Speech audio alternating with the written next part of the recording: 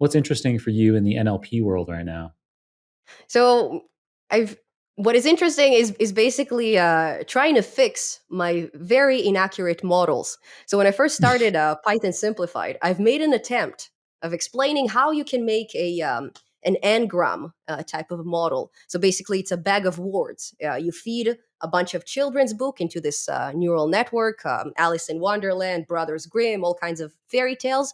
And Mhm. then in the very end of this process, after the network is trained, you then provided a sentence, and then you expect it to complete it into a completely different story. Now, Mm. with that said, because I did it before, I've implemented machine learning on a piece of paper with a pen. My explanation was absolutely horrible. So, my next mission in the realm of NLP is to make this neural network in a smart way, to make it Mm. as accurate as it gets, and to optimize it. Because for now, it exists, it works, it is able to make a prediction, but the story is absolutely horrible. Got it. So natural language generation